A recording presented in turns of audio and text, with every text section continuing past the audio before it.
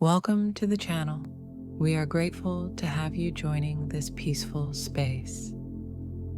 Before we begin, I invite you to subscribe, activate the bell icon, and leave a gentle comment with your thoughts or requests for future stories. Now, settle in, relax your shoulders, and let the soothing rhythm of this journey carry you toward a peaceful night's sleep. Please close your eyes, get comfortable, and allow your breathing to slow down. In this long and very gentle sleep story, we will move softly through ancient memories and quiet moments, letting the calm of the tale guide your mind toward rest. Long before Rome existed, the hills of central Italy rested in peaceful silence. In the quiet region of Alba Longa, a gentle line of kings guided a community that lived according to the slow rhythm of the land. The story begins with King Numitor, whose rule reflected stability and calm continuity. His brother Amulius, seeking control, displaced him, reshaping the gentle order of the kingdom. The transition unfolded slowly, like a quiet shift in the landscape. Amulius arranged that Numitor's daughter, Rhea Silvia, would serve as a priestess, ensuring that her life remained still and untouched by family succession. Her days passed in quiet ritual, surrounded by soft light, calm footsteps, and the steady presence of sacred duties. Yet, according to the ancient tale, her path changed when she became the mother of twin boys, Romulus and Remus, an event that moved as softly through time as a quiet ripple across still water. The infants, carried away from Alba Longa, were placed gently in a small basket that floated along the calm surface of the Tiber River. According to the myth, the basket drifted without urgency, guided by the slow current as it traveled past reeds and low riverbanks.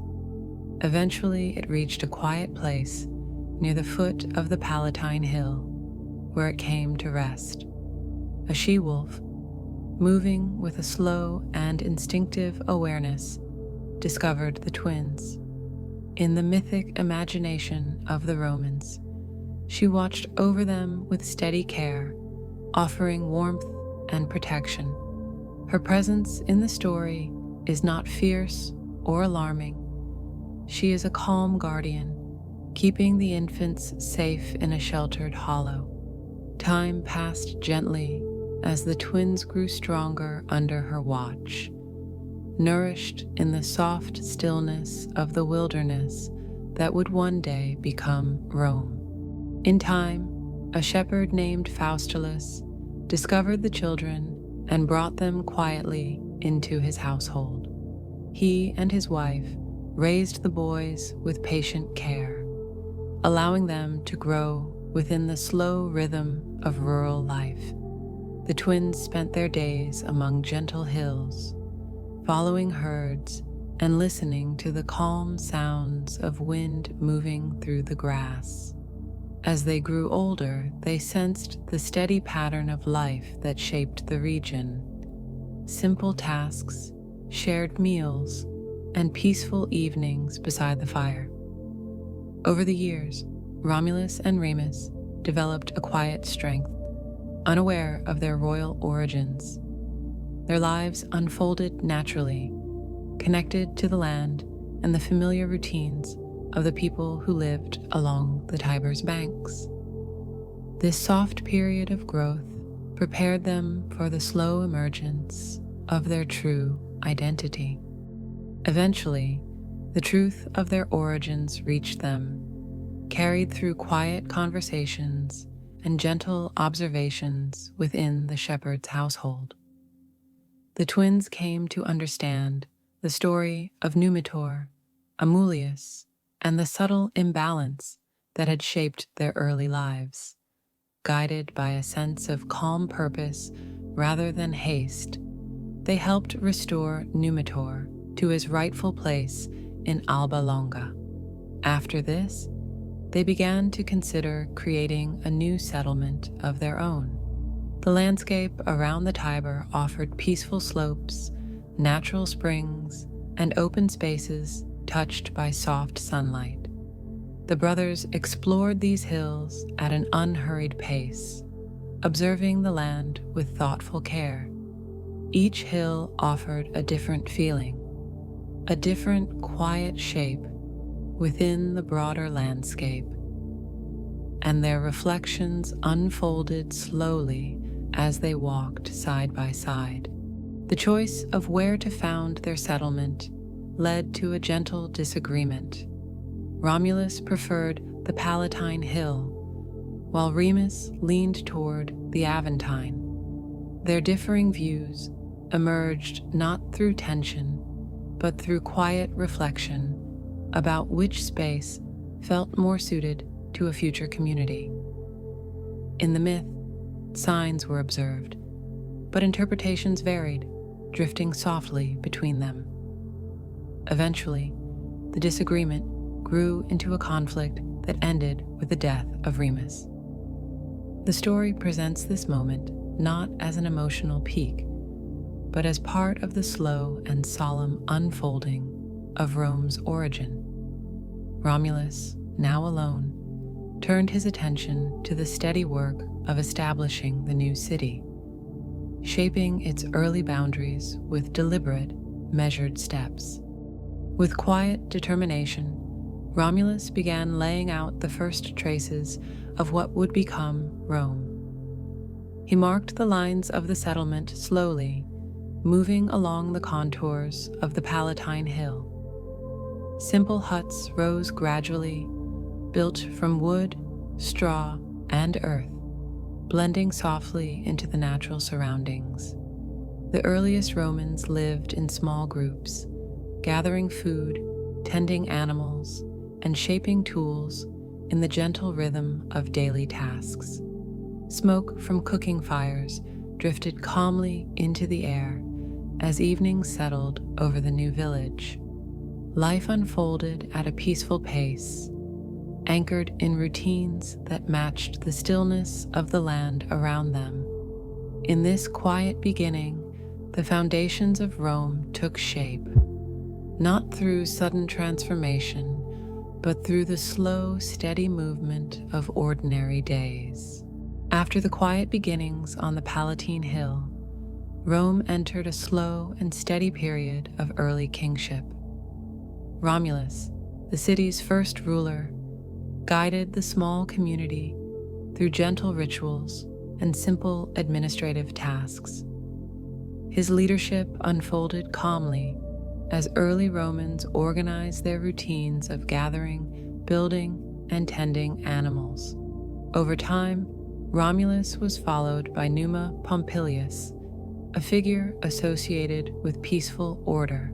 Under Numa's guidance, the community embraced soft rhythms of religious practice, marking time with ceremonies that brought a sense of harmony to daily life.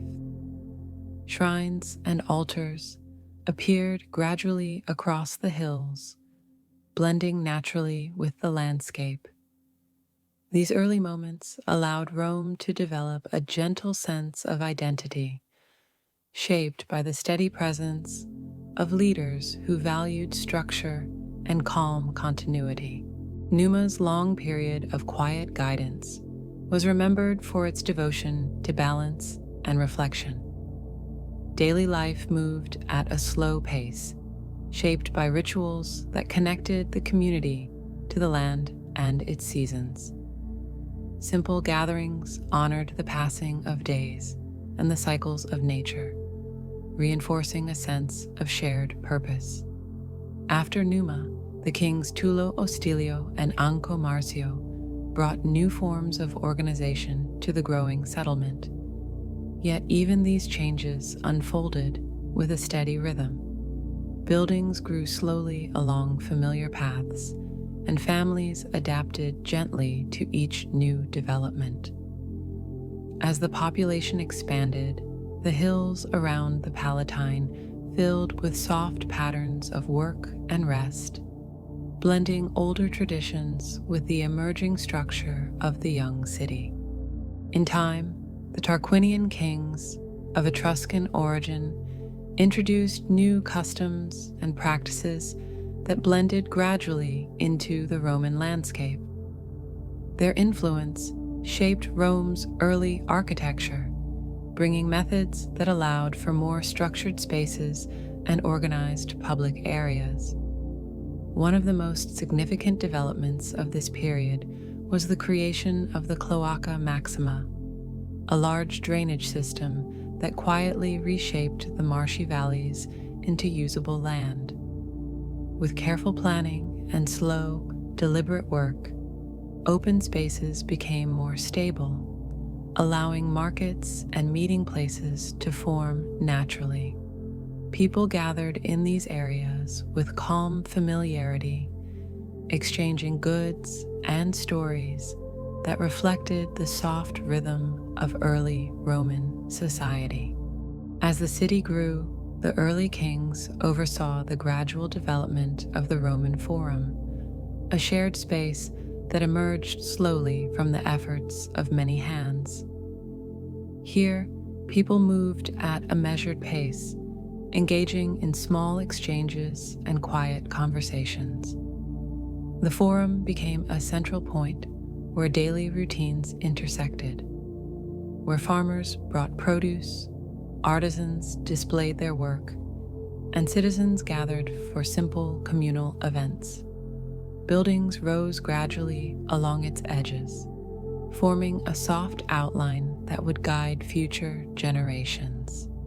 Even in these early stages, the Forum represented the gentle heart of the city, a place where time seemed to unfold in long, even breaths. The end of the monarchy approached not as a sudden shift, but as a slow awakening to new possibilities. Over many years, families, elders, and leaders reflected on the shape of their community and the roles they played within it. These reflections unfolded in quiet conversations and thoughtful observations, creating a gradual sense of change. When the monarchy finally gave way to a new form of governance, it did so through a deliberate transition, shaped by the experiences accumulated across generations. The people of Rome looked toward a new chapter with steady intention, ready to move from the age of kings into the calm structure of a republic. With the conclusion of the regal period, Rome prepared to reshape its identity once more. The gentle routines that had guided the community through centuries of early life provided a stable foundation for the next stage of its long journey. The monarchy faded into memory as the idea of shared leadership began to take root. As the first consuls stepped into their roles, the city remained anchored in familiar rhythms, markets opening with the sunrise, fires glowing softly in early homes, and the quiet sound of footsteps moving along well-worn paths. In this peaceful transition, Rome entered the early days of its republic, carrying forward the calm strength born from its earliest kings. With the quiet end of the monarchy, Rome entered the early phase of its republic. The transition brought a new structure of shared leadership, guided by two consuls who served for short, balanced periods of time. Their work unfolded calmly, shaped by routines that helped maintain stability in the young state. Meetings of the Senate took place in simple gatherings, where elders spoke softly and reflected on matters that affected the community. These conversations moved at a gentle pace, allowing ideas to settle before decisions were made. Through this slow and steady process, the Republic began to form the foundations of a system that valued continuity and cooperation. Each day, citizens observed the early features of their new government with quiet curiosity. In the early years of the Republic, a gradual tension grew between the patricians and plebeians, but even this unfolded like a long and careful negotiation rather than a sudden conflict. Patricians were families with ancient ties to leadership, while plebeians formed the broader population of farmers, artisans, and workers. Their differences emerged slowly through discussions about rights, laws, and shared responsibilities. As these concerns expanded, plebeians sought representation in a way that matched the slow-moving rhythm of Roman life. They stepped aside from daily routines in what became known as the secession, a peaceful withdrawal meant to encourage reflection and change. Through calm deliberation, new paths began to open. The result of these long reflections was the creation of the office of the tribune of the plebs, a position designed to protect the rights of ordinary citizens. Tribunes carried the ability to speak on behalf of the people, offering a gentle balance within the developing republic. With this new structure in place, daily life continued with familiar routines: families tending crops, artisans shaping tools, and markets opening in the soft light of morning. The presence of the tribunes became a quiet reassurance that the voices of the many were being heard. Over time, their role grew naturally into one of steady influence, shaping the Republic in ways that respected the calm order of everyday life. Another important step in these early centuries was the creation of the 12 Tables, a set of written laws intended to offer clarity and fairness. These laws were carved slowly, with careful attention to the needs of the community, and placed in the forum where they could be read by anyone who wished to understand them. This transparency brought a sense of stability, allowing families to feel secure in their daily routines. The 12 Tables created a shared foundation that supported both patricians and plebeians, guiding the city through predictable patterns of work, trade, and cooperation. Their presence became a quiet reminder that Rome valued structure and balance. Throughout these centuries, the rhythms of Roman life remained anchored in the land. Farmers worked in fields that stretched across the surrounding hills, guided by the steady cycles of planting and harvest.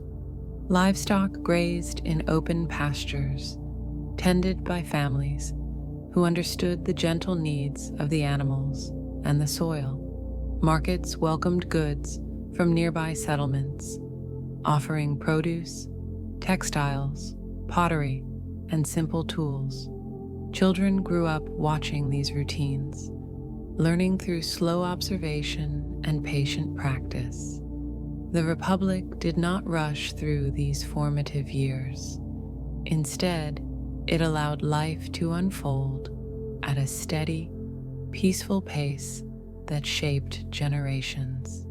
By the end of this period, Rome had developed into a stable and confident community, quietly strengthening its internal structures while maintaining harmony among its citizens. The early Republic became a foundation for future growth, supported by steady leadership, clear laws, and the calm cooperation of its people. Each decision, each adjustment, and each new practice emerged from thoughtful conversations and measured steps. Rome was beginning to look beyond its own hills, yet it remained deeply connected to the peaceful rhythms that had shaped its earliest centuries. With this quiet confidence, the Republic prepared for the next stage of its long story. In the early 4th century BCE, Rome entered a period shaped by slow reconstruction and quiet resilience. A significant event remembered in Roman tradition was the attack of the Gauls, who moved across central Italy with steady determination. According to the story, they reached Rome and left parts of the city deeply affected. Yet this moment, when viewed through the softer lens of time, became not a disruption but a turning point that encouraged reflection and renewal. Families returned to their homes, rebuilt simple structures, and restored familiar routines. The city rose again with patient effort, guided by the calm understanding that life could be shaped, renewed, and strengthened through steady, deliberate work. This quiet resilience became a defining feature of Rome's journey forward. As Rome rebuilt, it formed deeper connections with neighboring communities across the Italian peninsula. These relationships developed slowly, shaped by shared concerns, gentle negotiations, and cooperation in matters of land, travel, and trade. Different peoples, Latins, Sabines, Etruscans, Samnites, and others, lived on hills, plains, and coastal regions that offered their own quiet rhythms. Through a mixture of alliances, agreements, and long cycles of interaction, Rome gradually strengthened its network of partners. Roads were extended with patient labor, connecting distant settlements through reliable pathways. These early roads allowed merchants, officials, and families to move across the landscape with greater ease, building a sense of unity that unfolded naturally over generations. In time, Rome entered into long struggles with the Samnites, a people who lived among the highlands of central Italy. These encounters did not come as sudden storms, but as extended periods of negotiation and shifting boundaries. The land itself shaped the rhythm of these interactions. Mountain paths, quiet valleys, and open plateaus, influencing how communities communicated and adapted. As Rome grew more familiar with the terrain, it learned to work with its allies in ways that supported steady progress. Villages and towns adjusted gently to changing circumstances, continuing their daily routines of tending fields, gathering harvests, and observing local traditions. Through these gradual processes, Rome deepened its presence across central Italy. Another important development of this period was the creation and expansion of the great Roman road system, which unfolded through thoughtful planning and slow, coordinated effort. Roads such as the Via Appia were laid out across soft landscapes, connecting Rome to distant regions through routes that felt steady and reliable beneath travelers' feet. Merchants walked these roads at a calm pace, carrying baskets of goods that filled markets with pottery, textiles, and produce. Officials traveled for administrative duties, while families used the same paths to visit relatives or participate in seasonal gatherings. The roads became long, gentle threads, weaving the Italian peninsula into a more unified whole, supporting communication that moved not quickly, but consistently. Through these long cycles of connection, Rome gradually integrated the various peoples of Italy into a shared system of cooperation. Some communities joined through formal agreements, while others became connected through the steady influence of Roman institutions. Across the peninsula, families continued their daily routines, tilling fields, caring for livestock, and preparing meals, while new administrative practices quietly formed in the background. The blending of traditions happened naturally as local customs met Roman organization in a way that preserved familiar ways of life. Each region contributed to the growing structure of the Republic, adding its own gentle rhythm to the broader tapestry of Italian life. By the middle of the 3rd century BCE, Rome had established itself as a central presence in Italy, supported by loyal allies known as socii. These relationships, formed through decades of shared experiences and calm cooperation, creating a stable foundation for the Republic's future. The peninsula had become a network of connected communities linked by roads, agreements, markets, and traditions. As Rome looked beyond Italy's shores, it did so with the same slow confidence that had guided its early expansions. The rhythms that shaped life across the peninsula, work, rest, seasons, and shared customs, continued to provide comfort and stability, preparing Rome gently for the next chapter of its long story. As Rome became more settled within the Italian peninsula, it gradually extended its awareness toward the soft outlines of the Mediterranean world.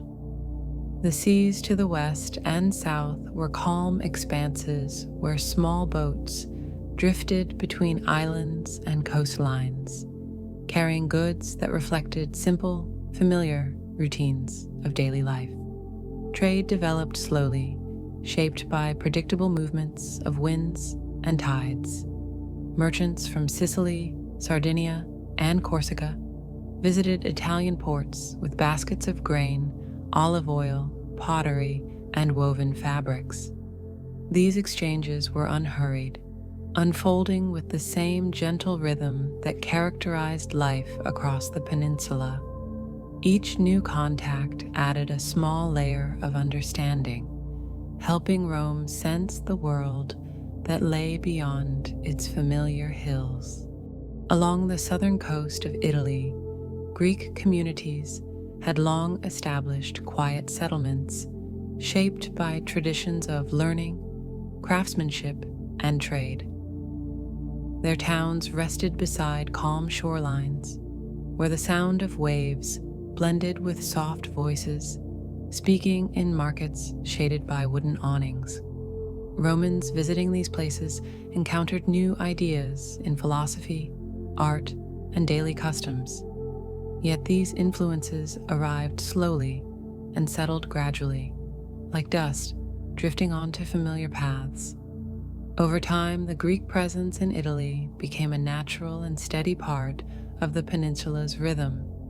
Rome absorbed elements of Greek life without haste, blending them gently into its own evolving character. During these early centuries, Rome also developed quiet interactions with the distant city of Carthage. Situated across the sea in North Africa, Carthage was known for its bustling ports, long stretches of coastline, and deep connections to maritime trade. Yet, from Rome's perspective, Carthage remained a faraway presence, one understood mostly through the goods carried by sailors, the stories shared by traveling merchants, and the calm awareness that another great community existed across the water. These early contacts carried no sense of urgency. Instead, they formed a low and steady hum of connection that would grow slowly over time, shaping Rome's relationship with the wider Mediterranean. The islands of Sicily, Sardinia, and Corsica played a gentle role in these early interactions. Sicily, with its soft rolling fields and fertile plains, produced grains and olives that nourished many communities. Sardinia and Corsica, with their quiet forests and mountain paths, offered metals, timber, and simple crafted goods. Ships moved calmly between these islands and the mainland, forming slow cycles of exchange that tied the regions together. Harbors filled with the scent of salt and wood, while markets welcomed baskets of new materials and foods that enriched the routines of everyday Roman households. These subtle connections expanded Rome's understanding of the sea's quiet pathways. Within Rome, daily life continued to unfold at a peaceful pace as new influences entered the city. Families prepared meals using ingredients brought from distant shores, blending familiar flavors with those carried by traders.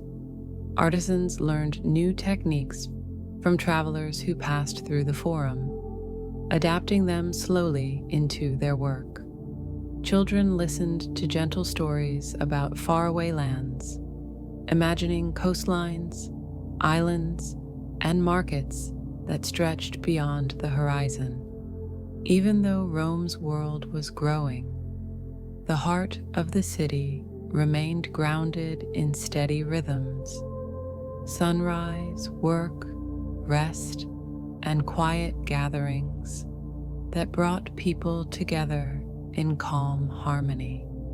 By the middle of the 3rd century BCE, Rome had become a natural part of the Mediterranean's soft network of trade and cultural exchange. Its connections with Greek cities, island communities, and distant Carthage unfolded through long cycles of cooperation and quiet observation. Although greater events lay ahead, Rome's early Mediterranean presence remained peaceful and unhurried, shaped by gradual adaptation and gentle discovery. These slow foundations prepared the Republic for the next chapter, where its awareness of the wider world would deepen and its responsibilities quietly expand. As Rome's presence across the Italian peninsula became more stable, its quiet awareness of Carthage gradually deepened. Carthage rested far across the sea, a distant community shaped by long traditions of navigation, commerce, and soft coastal routines. The two powers existed at the edges of one another's perception, connected by trade routes that stretched calmly across the Mediterranean. Sicily, lying gently between them, became a natural meeting point where customs, goods, and quiet exchanges flowed with the rhythm of the sea. Over time, the interests of Rome and Carthage began to overlap, not through sudden shifts, but through slow adjustments that reflected their growing involvement in the same tranquil waters. This subtle convergence set the stage for a long period of interaction remembered as the Punic Era. The First Punic War, when viewed through a softened historical lens, appears not as a rapid series of events, but as a long, steady process that unfolded across decades.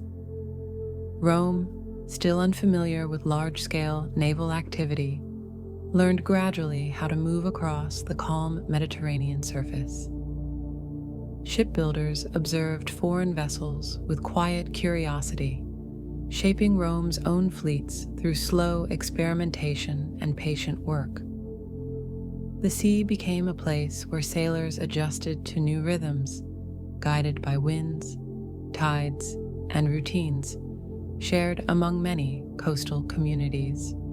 Sicily, with its fertile fields and gentle shorelines, slowly came under Roman administration, becoming the Republic's first province in a transition that reflected the region's long-standing connections to Italy. In the years that followed, Rome and Carthage continued to sense one another's presence in the Mediterranean, and their paths crossed again in what history calls the Second Punic War. Yet even this long encounter can be understood as a gradual unfolding of influences that moved across landscapes and generations. Figures like Hannibal emerged not as sudden forces, but as part of the slow movement of peoples with deep ties to their homelands. His journey across the Alps became, in this softened telling, a steady passage through mountains shaped by snow, stone, and time. Meanwhile, Rome continued its patient organization of the peninsula, drawing strength from familiar routines and the quiet cooperation of its allies. As the years passed, Rome responded with a growing sense of calm resilience. Leaders such as Scipio Africanus approached their roles with deliberate thought, building relationships and understanding the slow patterns that shaped the Western Mediterranean.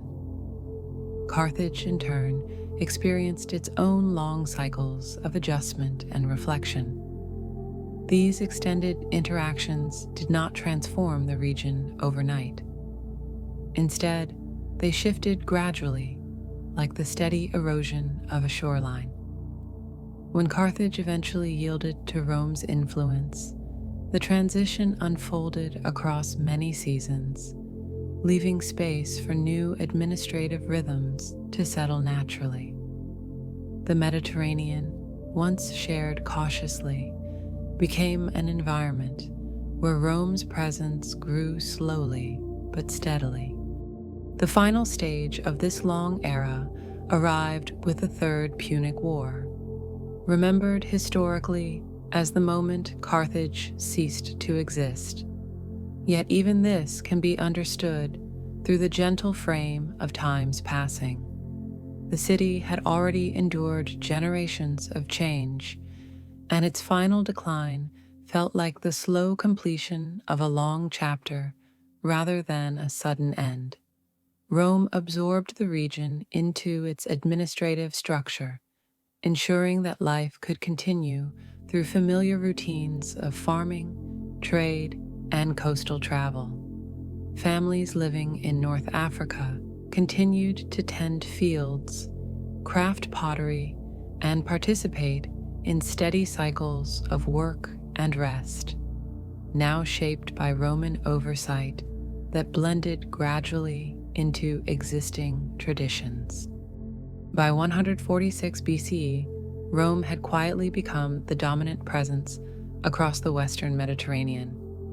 Sicily, Sardinia, Corsica, and portions of North Africa were integrated into the Republic's calm and orderly system.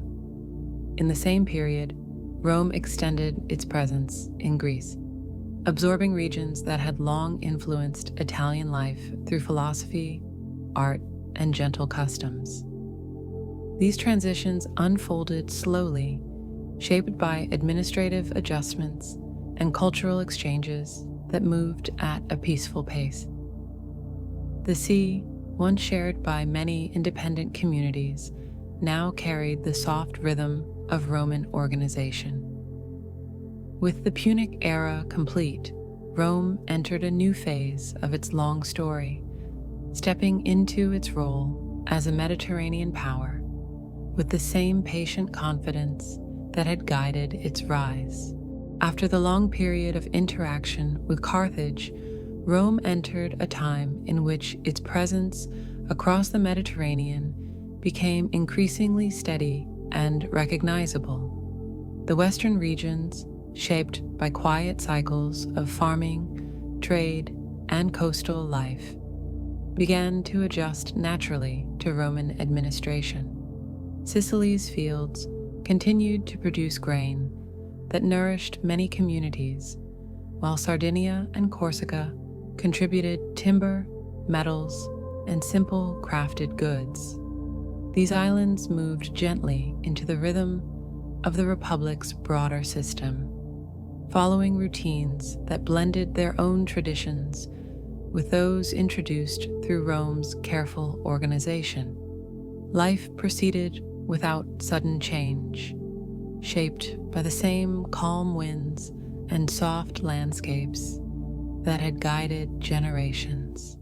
Across the sea, the regions of Greece and Macedonia experienced similar transitions. These lands had a long history of thoughtful scholarship, artistry, and slow, steady refinement in daily life. Their cities, resting on hillsides and along peaceful coastlines, had shaped the Mediterranean imagination for centuries. When Rome became more involved in these areas, the process unfolded gradually. Administrators observed local customs with patient attention, allowing existing traditions to remain at the center of community life. Over time, Greek and Roman practices intertwined in gentle ways. Philosophical ideas, architectural patterns, and household routines drifting between the two cultures like soft breezes crossing the Aegean. In Asia Minor, Rome's presence grew through agreements that emphasized steady cooperation. Communities along its coasts and inland valleys continued their familiar rhythms of trade, agriculture, and craftsmanship while gradually adapting to Roman structures. Markets displayed both local and imported goods, creating a quiet sense of connectedness that reflected the peninsula's expanding role in the wider Mediterranean. Families tended orchards, vineyards, and fields as they had for centuries, while roads and administrative routes brought long-term stability.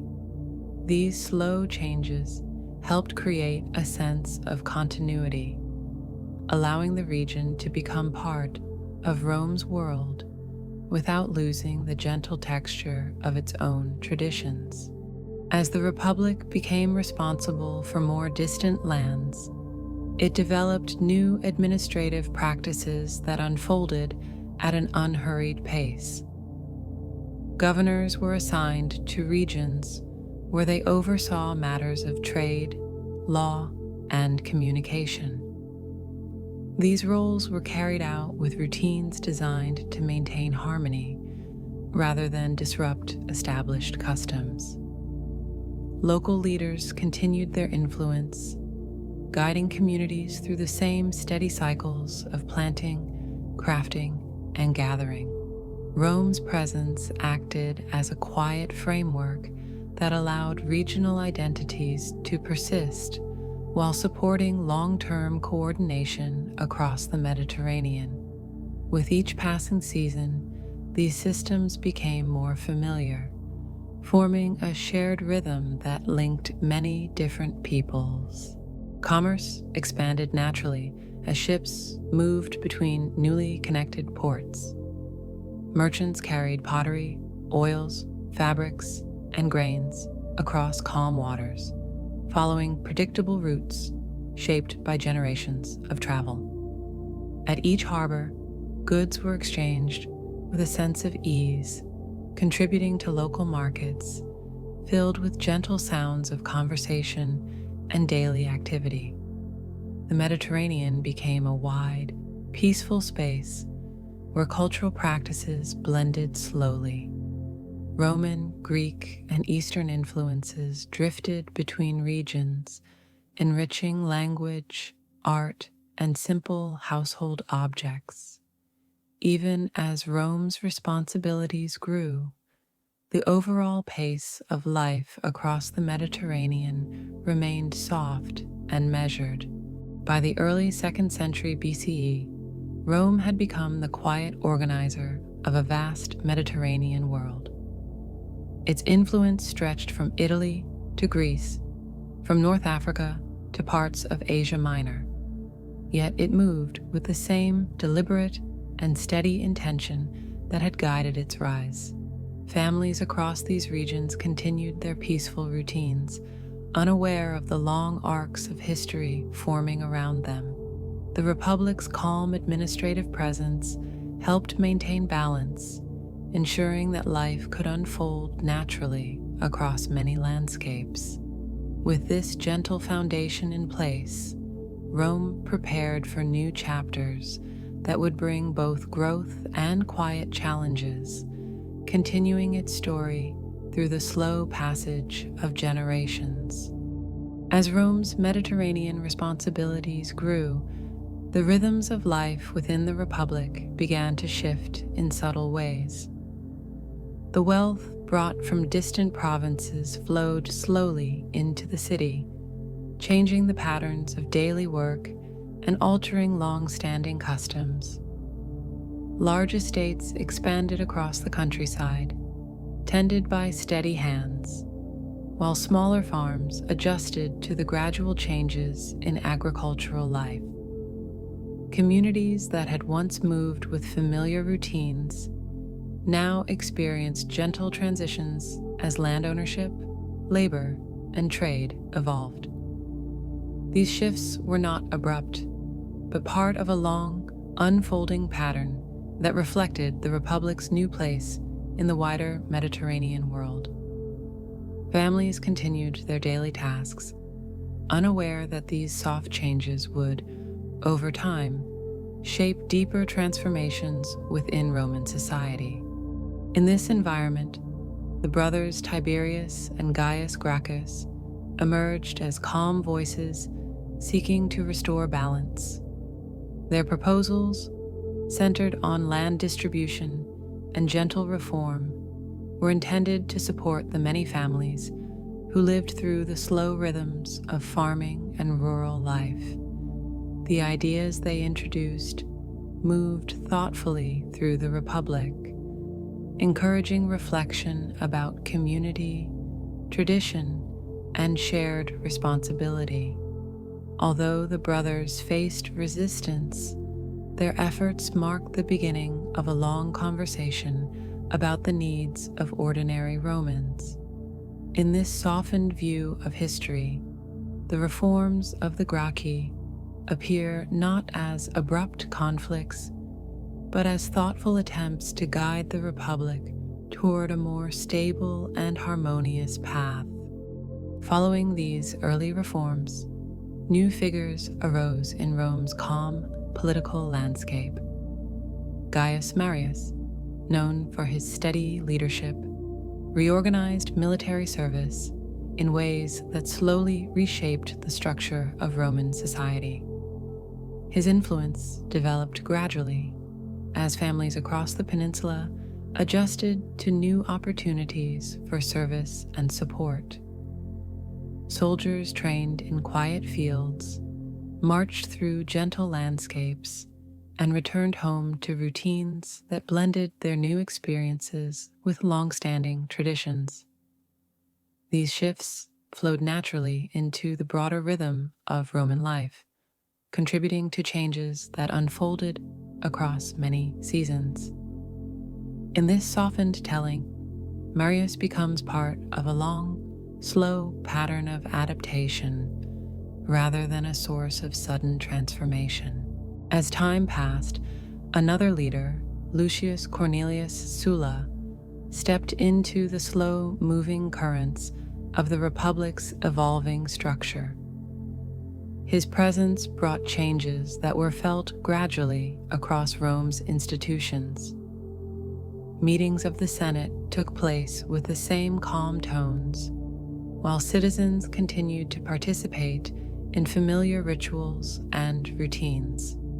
Although Sulla introduced new rules and adjustments, these shifts blended into the everyday rhythms of Roman life. People tended markets, fields, and workshops as they always had, carrying forward the steady heartbeat of the community. The Republic continued to move gently through its long story, shaped by leaders who made their mark across extended periods of reflection and adjustment. During this same era, the story of Spartacus unfolded across the Italian countryside. In this softened version, the movement he led appears not as a violent struggle, but as a quiet reminder of the changing social landscape. Groups of people traveled through valleys and plains, guided by shared experiences and the desire for stability. Their footsteps blended with the natural sounds of the land, wind brushing against grass, water moving through streams, birds crossing the sky in gentle patterns. Rome responded with slow deliberation, observing the shifting conditions and adjusting its systems with patient care. The landscape itself absorbed these movements, returning each region to its steady rhythm once the changes had passed. By the end of this long period, Rome had grown more complex, shaped by generations of slow adjustments, thoughtful reforms, and quiet transitions. The foundations of the Republic remained, but new possibilities began to appear along its horizon. Families continued their routines among fields, markets, and workshops, feeling the gentle movements of history without urgency. As alliances formed and responsibilities expanded, the Republic moved calmly toward a new chapter, one in which familiar figures would rise, new ideas would circulate, and the slow transformation toward the imperial age would begin. In this quiet moment, Rome stood balanced between its past and its future, guided by the steady pace of time. As Rome continued to expand its quiet influence across the Mediterranean, new leaders emerged who carried the Republic into its next long phase of transformation. Among them were three figures whose paths gradually intertwined: Julius Caesar, Pompey, and Crassus. Together, they formed an informal understanding, often remembered as the First Triumvirate. In this softened view, their partnership developed slowly, shaped by thoughtful negotiations and shared interests that unfolded over time. Families across Rome continued their peaceful routines, visiting markets, preparing meals, tending gardens, largely unaware of the gentle shifts occurring within the city's political structure. Rome moved forward with its familiar steadiness, even as new possibilities settled gradually into place. In the years that followed, Julius Caesar began a long period of presence in Gaul, a region shaped by forests, river valleys, and quiet settlements that stretched across vast landscapes. His time there can be imagined as a slow journey through unfamiliar terrain, where communities lived according to calm rhythms influenced by the changing seasons. Caesar observed the land with patient clarity, learning its patterns and understanding its people. Messages traveled back to Rome along well-worn routes, carried by riders who moved at a steady pace. Although these years are remembered for their importance, they unfolded across long stretches of time, blending naturally into the broader flow of Roman history.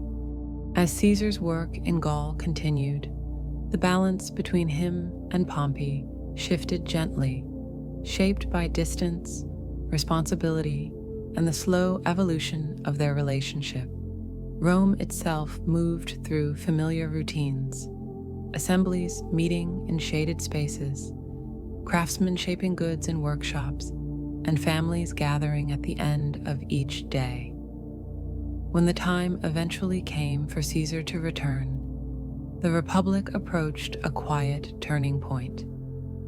The crossing of the Rubicon so often portrayed as dramatic, becomes here a calm step taken with deliberate thought. Caesar moved southward along gentle roads, passing fields, villages, and landscapes that had witnessed Rome's growth for generations. Once in Rome, Caesar assumed a role of steady leadership, guiding the Republic through administrative changes meant to bring clarity and order. Meetings were held in quiet chambers where decisions were made with patient reflection. Many families felt little direct impact from these shifts, continuing their daily routines as they always had, working in fields, gathering water, preparing simple meals. Caesar's presence added a sense of structure to the city, shaping its future through practices that unfolded with measured care. His leadership became woven into the calm rhythm of Roman life, forming part of a larger narrative shaped by centuries of slow development. Caesar's life came to a close on a quiet day that marked the end of one long chapter and the beginning of another. In this softened telling, his departure is less an abrupt event and more a gentle turning of the page. The city continued to breathe in its familiar patterns, footsteps echoing through the forum, merchants arranging goods, and distant hills resting beneath the steady light of the sun. His passing created space for new forms of leadership to emerge, allowing Rome to continue its slow evolution. The Republic, shaped by centuries of reflection and growth, adjusted naturally to this change as it always had. In the years that followed, a new arrangement formed between Octavian, Mark Antony, and Lepidus, remembered as the Second Triumvirate. Their cooperation unfolded like a long conversation across distant regions, Antony in the east, Octavian in the west, and Lepidus maintaining a quieter presence. Their movements shaped Rome's future across many seasons, eventually guiding the Republic toward a gentle transition. As time passed, Octavian's steady influence grew, while Antony's path drifted eastward. Their gradual separation formed the backdrop for the next soft turning point in Roman history. By the close of this era, the Republic had reached the edge of transformation, carried forward by the calm, patient momentum of centuries. After many years of gradual transformation, Octavian emerged as the quiet figure who would guide Rome into a new era. His leadership developed slowly, shaped by thoughtful decisions and calm observations. When he accepted the title of Augustus, the Republic eased into a softened form of imperial rule that maintained familiar rhythms while offering gentle structure. Daily life in Rome continued at its usual pace. Markets opening at dawn, craftsmen working in shaded workshops, and families sharing simple meals in courtyards warmed by the afternoon sun. Augustus organized the empire with patient intention, ensuring that roads, laws, and distant regions followed predictable patterns. His presence became a steadying force, allowing Rome to breathe into a long period of stability. Under Augustus, the empire experienced what later generations would call the Pax Romana, a span of nearly 2 centuries marked by calm order and gradual prosperity. Provinces across Europe, Africa, and Asia moved in slow harmony with Rome's administrative practices. Governors traveled along well-maintained roads, overseeing communities that continued their local traditions, while adapting gently to new systems of communication and trade. ships crossed quiet seas, carrying goods from one coastline to another, guided by winds that had shaped Mediterranean travel for centuries. Villages, towns, and cities maintained their daily routines, discovering that Roman oversight blended naturally into the patterns already familiar to them. During this long era, the Julio-Claudian dynasty continued the measured work of leadership. Tiberius, Caligula, Claudius, and Nero each left their own softened impressions on the Roman world, though history remembers them in many different ways. In this gentle telling, they appear as figures moving across a calm landscape, shaping administrative practices that flowed steadily from one reign to the next. Public buildings rose slowly along Rome's hillsides. Aqueducts carried water along quiet arches, and the population moved through predictable cycles of work and rest. Even when transitions occurred, they unfolded across seasons, allowing Rome to maintain its familiar balance. In the years that followed, a new dynasty emerged, the Flavians, who continued the slow work of maintaining stability. Vespasian, with his steady leadership, restored a sense of order that settled gently over the city. His sons, Titus and Domitian, guided the empire through additional periods of calm oversight. During this time, the Colosseum was completed, becoming a quiet landmark in our softened version of history, a structure that stood as a symbol of coordinated labor rather than spectacle.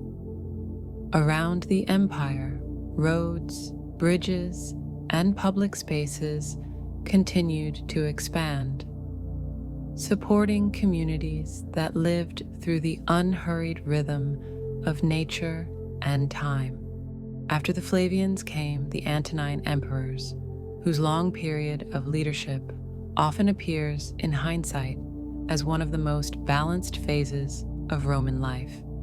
Nerva, Trajan, Hadrian, Antoninus Pius, and Marcus Aurelius guided the empire with steady reflection, allowing provinces to develop at their own natural pace.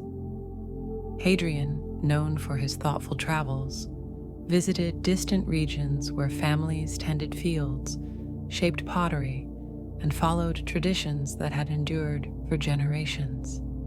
Marcus Aurelius, remembered for his meditative nature, became a figure of calm contemplation, encouraging a worldview that embraced patience and quiet understanding. Across the empire, communities felt the presence of leadership that valued harmony.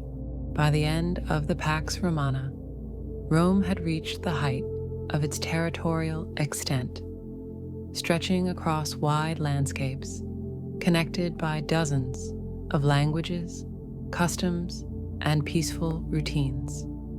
From the deserts of the south to the forests of the north, from the rivers of the east to the coastlines of the west, families lived according to their own gentle traditions, supported by the stability Rome provided. Although new challenges would eventually appear, the era of Augustus and his successors marked a long, steady breathing space in Roman history, a quiet plateau where the empire rested before continuing its journey into new and slower phases of change. After the long peace of the Pax Romana, the empire began to sense small changes moving quietly across its vast territories. Under the reign of Marcus Aurelius, the distant edges of the empire experienced gentle pressure from migrating peoples who moved through forests, plains, and river valleys in slow patterns shaped by the natural world. These movements, though remembered as challenges, unfolded gradually and often blended into local routines. Marcus Aurelius approached these shifts with a reflective and steady mind, observing the slow rhythms that guided both Rome and the peoples beyond its borders. His thoughtful nature offered a sense of calm continuity during the early phases of this long transition. After Marcus Aurelius, his son Commodus became emperor, and Rome entered a period where its leadership changed more frequently. Yet even this phase can be understood as a slow series of adjustments rather than abrupt disruptions. The empire continued to breathe in its familiar rhythm, cities opening their markets at dawn, farmers tending their fields, and provinces following the same steady cycles of work and rest. Leadership shifted quietly from one figure to another, each leaving soft impressions on the vast landscape of Roman life.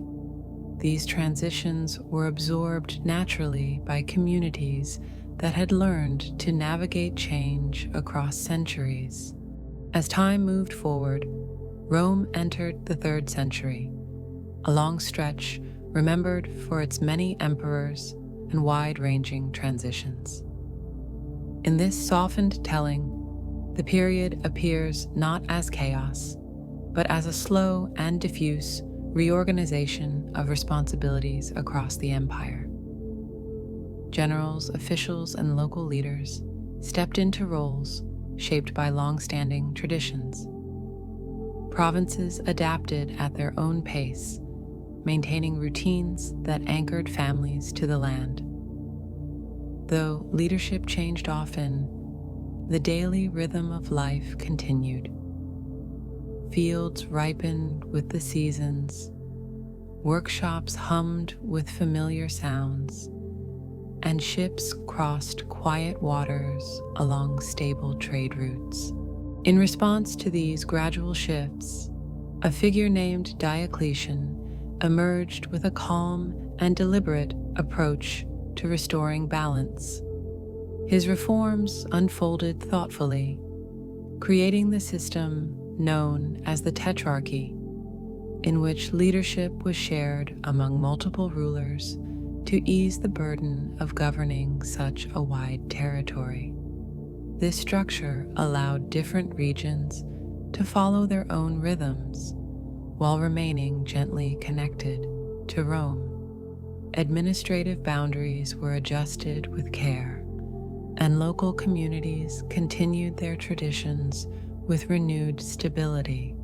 Diocletian's thoughtful organization brought a sense of order that settled softly across the empire. Among the leaders who followed, Constantine became one of the most influential. His reign unfolded with quiet intention, introducing changes that shaped the empire for centuries to come. In this gentle version of the story, Constantine's vision appears as a steady guiding light, one that encouraged unity and calm understanding. His Edict of Milan brought a new atmosphere of tolerance, allowing spiritual practices to coexist peacefully. He later chose Byzantium as the site of a new imperial center, gradually transforming it into Constantinople, a city that stood between continents, shaped by soft breezes from land and sea. Life in the empire continued to move at an unhurried pace, guided by familiar routines. By 395 CE, the empire reached a quiet moment of transition as it became formally divided between East and West. This division happened not through sudden rupture, but through long and thoughtful evolution, shaped by the size and diversity of the territories. The Eastern Empire continued with its own slow rhythm, centered in Constantinople, while the Western Empire remained anchored in its familiar landscapes of Italy, Gaul, and Hispania. Families in both regions continued their daily routines, unaware of the historical significance of the moment. As the 4th century came to a close, Rome prepared to enter the final gentle chapter of its long Western story, shaped by centuries of steady endurance.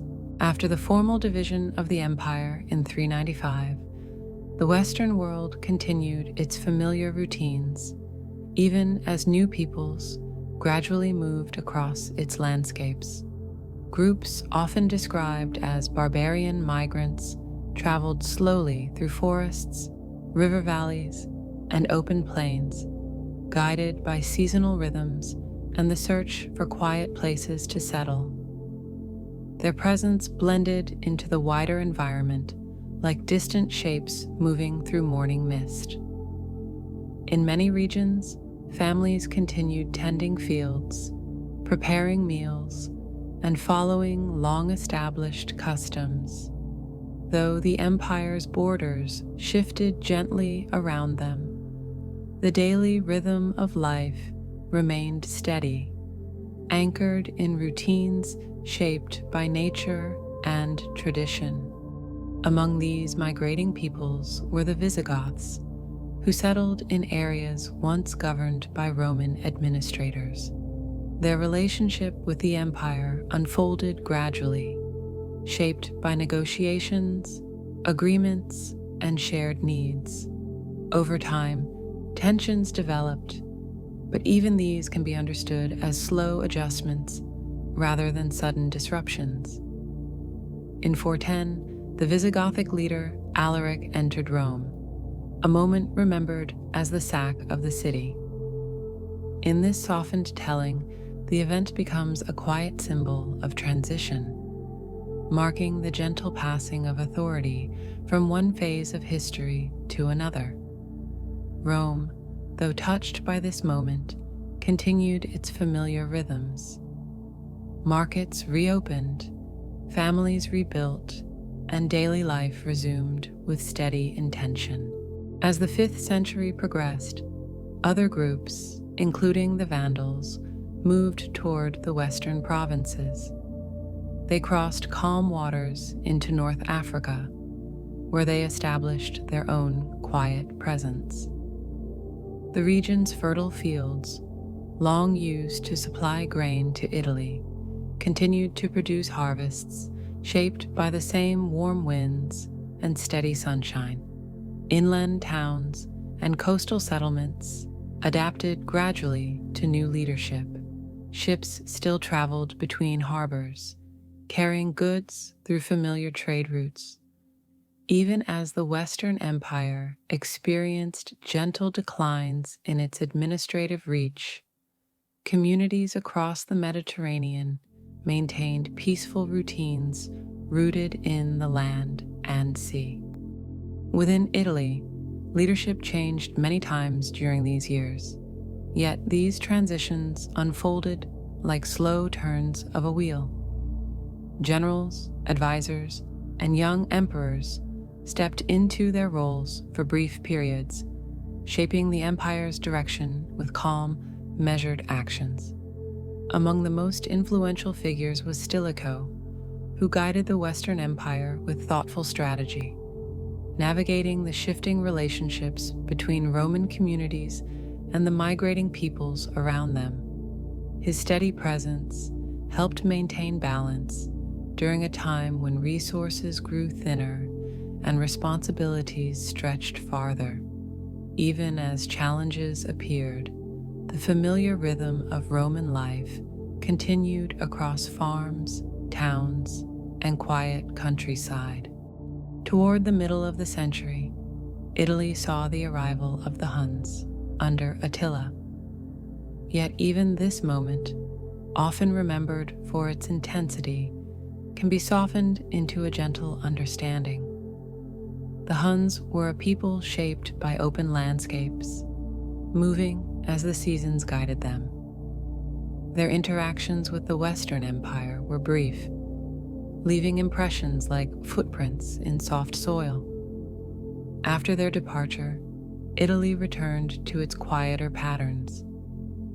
Fields were tended, markets resumed their calm exchanges, and communities continued to adapt with patience. Through each of these phases, Rome's long tradition of resilience allowed life to settle once more into familiar rhythms. By the final decades of the 5th century, the Western Empire had grown smaller, shaped by centuries of gradual change. Authority shifted slowly from imperial hands to local leaders who guided their communities with practical knowledge and steady routines.